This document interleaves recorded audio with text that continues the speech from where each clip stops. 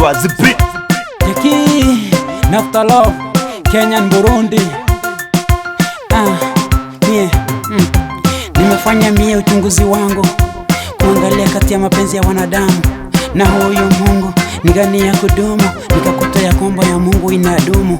Mwanadamu yake ni maneno tu, lakini matendo yake ni machache. Ila ya Mungu maneno sio mengi, lakini matendo yako kwa wingi. Maajabu inafanyika kwenye duniani, ni Mungu anatenda wala si mwanadamu. Haya mapenzi tusingatie ya Mungu, ya wanadamu hiyo ni ya kuisha. Pale kaburini wakikusindikiza, siku za mwisho wanakuacha tu. Ila Mungu Baba yeye atakupenda mpaka milele, mpaka milele. Urukundo rw'Imana rutandukanye n'urw'abantu, kandi ibikorwa by'Imana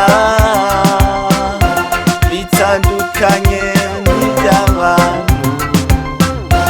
Imigambi Imana nagufitiye iratandukanye n'iy'abantu.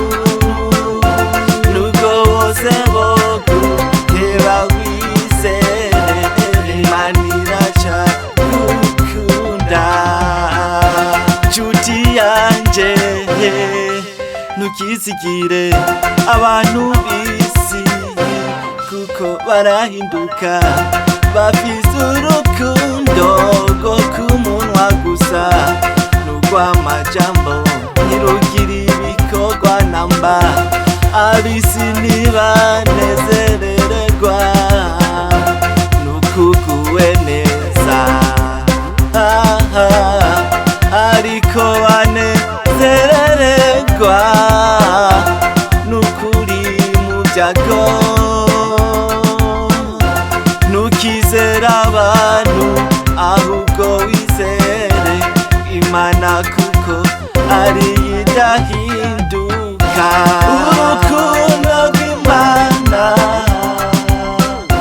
rutandukanye n'urw'abantu, kandi ibikorwa by'Imana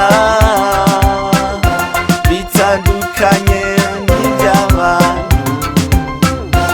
Imigambi Imana nagufitiye iratandukanye n'iy'abantu. Nubwo bose boguheba wizere, Imana iracagukunda. Penzi lake Mungu ni tamu sana, akikupenda ye hadanganyi. Mwanadamu atakwambia nakupenda leo, na kesho amekupiga mateke. Ninazama na mwamba. Mapenzi ya kweli yanatoka kwa Mungu, kwa mwanadamu no. Yeah. Urukundo rw'Imana rutandukanye n'urw'abantu, kandi ibikorwa by'Imana bitandukanye n'iby'abantu. Imigambi Imana nagufitiye iratandukanye n'iy'abantu. Nubwo bose boguheba wizere, Imana iracagukunda.